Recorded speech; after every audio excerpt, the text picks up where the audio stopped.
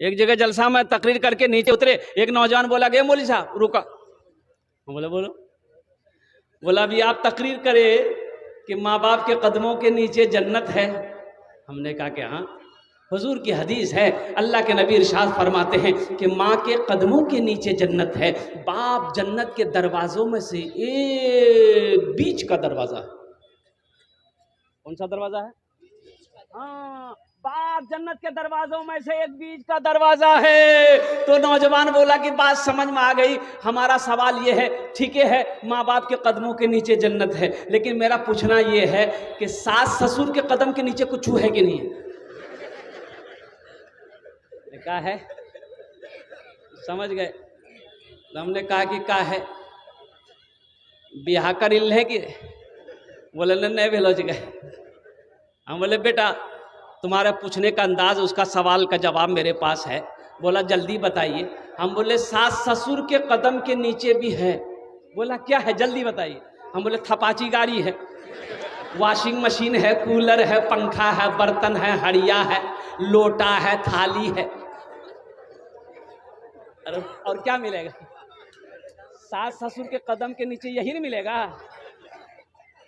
नौजवानों, मांग कर जहेज ना लेना। और सुनो, उलमा फरमाते हैं कि अगर वो अपनी मर्जी से भी दे फिर भी ना लो, फिर भी ना लो। लड़की वाला अगर अपनी मर्जी से दे फिर भी ना लो, इनकार कर दो, नहीं मुझे नहीं चाहिए, मुझे नहीं चाहिए, मुझे तो मुझे तो सब में आपकी बेटी चाहिए, हमें तो अपनी बीवी चाहिए। और बहू और लड़का का बाप कहे हमें तो वो बहू चाहिए कि जिसका कदम मेरे घर पे पड़ जाए तो अल्लाह उसके कदम की बरकत से मेरे घर को जन्नत बना दे। एक लड़का शादी नहीं कर रहा था, उसकी माँ बोली कि बेटा अब इन हाथों में ताकत नहीं है, झाड़ू नहीं दे पाती हूं मैं, काम नहीं कर पाती, खाना नहीं बना पाती, कपड़े नहीं धो पाती, तू ब्याह कर ले, बहू आएगी घर में काम करेगी, मुझे आराम मिलेगा। तो बेटा बोला कि अम्मा नहीं, जब तक तू जिंदा है मैं शादी नहीं करूंगा, जब तू मर जाएगी फिर हम ब्याह करेंगे। बोले क्या है?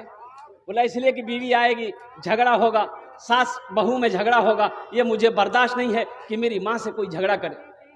कुछ दिन और गुजरे, माँ बोली कि बेटा आप बर्दाश्त नहीं हो रहा, तू कर ले। बोले ठीक माँ, देख अगर आप चाहते तो देख लीजिए। माँ एक लड़की को चुनी, पसंद की, पढ़ी लिखी लड़की, ब्याह करके ले आई। और लड़की क्या माशाअल्लाह 10 बजे सुबह उसकी नींद खुलती थी। अब बुढ़िया भोरे उठ के नमाज पढ़ के झाड़ू देना, बर्तन धोना, नाश्ता बना के पलंग पे ले जाके देना। वो उठती थी, मार इधर से बरस, मार इधर से बरस करके नाश्ता खा के फिर पलंग में किताब लेके बैठ जाती थी। जब 2-4 दिन हो गया तो उसका बेटा को बोला कि अम्मा उसको बोलो ना, अरे ना काम न करेगी, तुमको आराम करने के लिए ना ब्याह किया हम।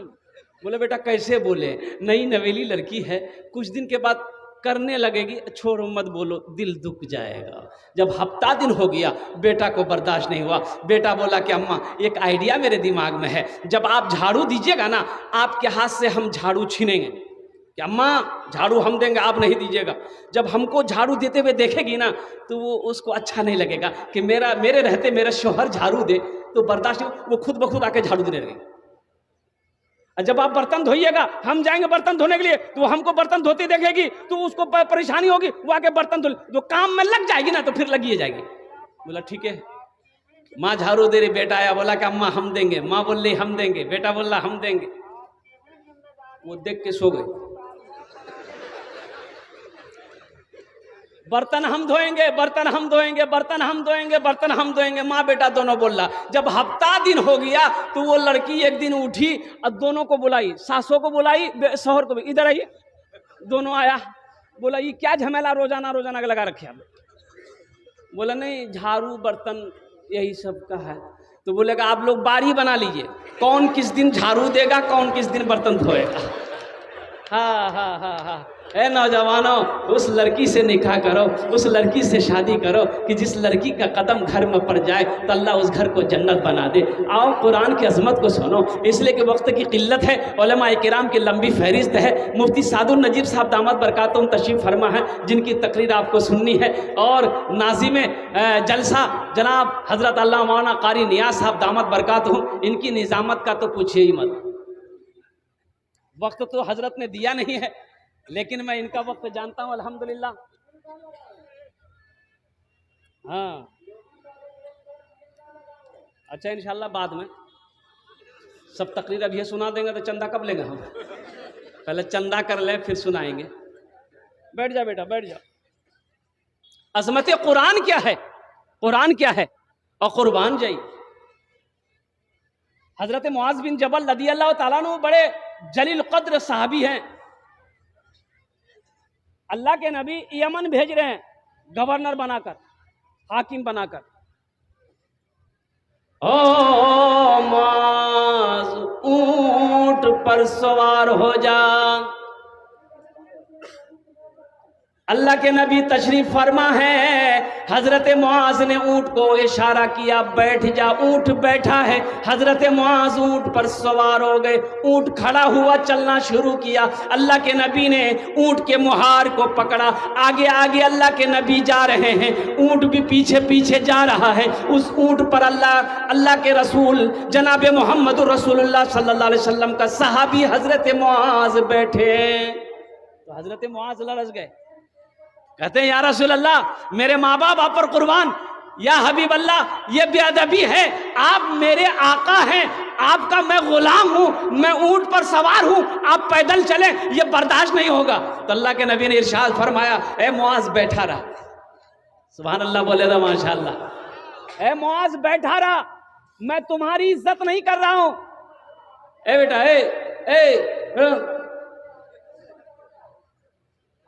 ए लगलो जी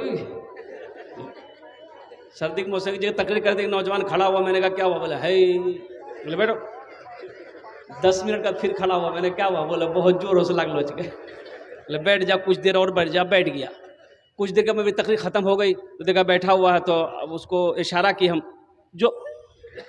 बोला नहीं जाएंगे। हमने कहा कहीं जाएगा? बोला अब क्या करने जाएंगे, जो करने जा रहे थे वो यही होगी, अब जाने की जरूरत नहीं है। मुआज बैठा रहा। ए मुआज बैठा रहा।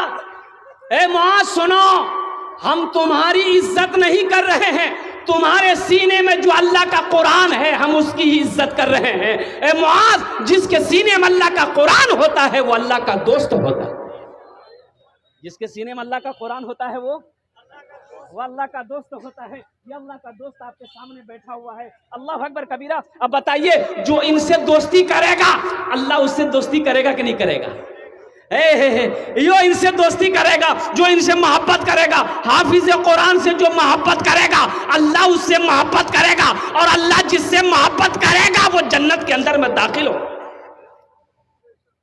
वो जन्नत के अंदर में दाखिल होगा। हाफिज कुरान का बड़ा मकाम है, हशर का मैदान होगा। हजरत मुआज फरमाते हैं, अल्लाह के नबी इरशाद फरमाते हैं कि मुआज, जिसका बेटा हाफिज कुरान हो गया, एक जमात होगी हशर के मैदान में, जिसके सर पे पगड़ी पगड़ी ताज होगा, खूबसूरत ताज। तो अहले महशरियों पूछेंगे अल्लाह के फरिश्तों से कि भाई ये जो जमात है, ये जो टोली है, जमात है, ये लोग कौन है?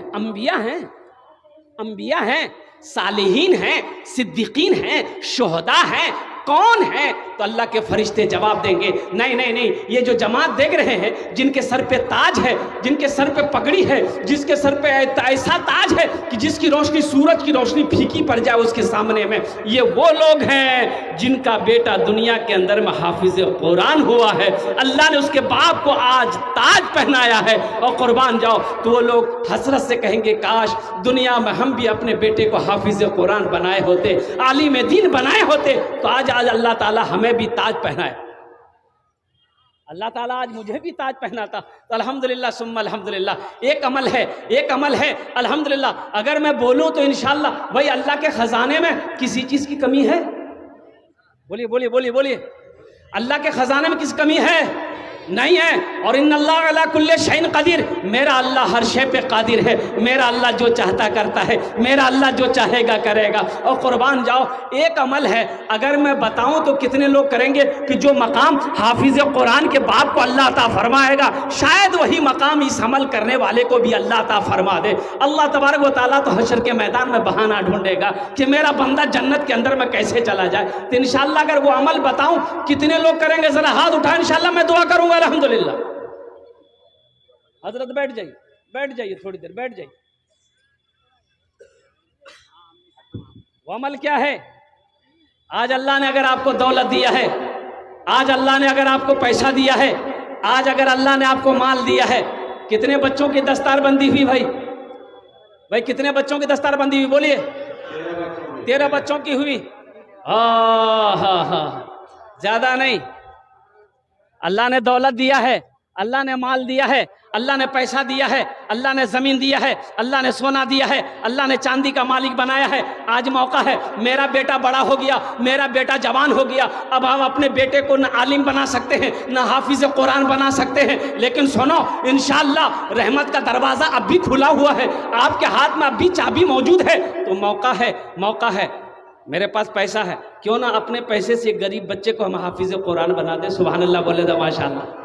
एक बच्चे को हाफिज कुरान बना दो, एक बच्चे को आलिम दीन बना दो, अपना पैसा खर्चा करके। वो बच्चा हशर के मैदान में उस वक्त तक जन्नत में नहीं जाएगा जब तक आपके हाथों को पकड़कर जन्नत के अंदर में दाखिल नहीं करे। एक बच्चे को मदरसे में पढ़ाने का खर्च, एक महीना खर्च 500 रुपया है। एक बच्चा ज़हीन है, तेज है, 2 साल में हाफिज कुरान बन जाता है, तो 2 साल का कितना खर्चा हुआ?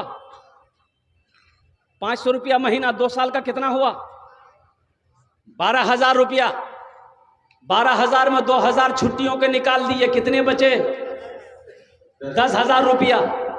इस इतना बड़ा मजमे के अंदर में मुझे 13 आदमी चाहिए इंशाअल्लाह। और मुझे अल्लाह की ज़ात पे उम्मीद है, ये सखी लोगों का इलाका है, ये फैयाज लोगों का इलाका है, ये दानी लोगों का इलाका है, ये अल्लाह अकबर कबीरा झोलियों को भरने वालों का इलाका है। वो इलाका है, चिकनी गरैया की सरजमीन है, ये मटियारी की सरजमीन है। अल्लाह अकबर कबीरा, जहाँ बड़े बड़े पैसे वाले यहाँ पर बैठे हैं, जमींदार यहाँ पर बैठे हैं, सोने चांदी के मालिक यहाँ पर बैठे हैं। इंशाअल्लाह आइए, अल्लाह का अगर आप तौफीक दिया है, अल्लाह ने दौलत से नवाजा है, तो इंशाअल्लाह 13 बच्चे हुए हैं, 13 आदमी खड़े हो जाइए।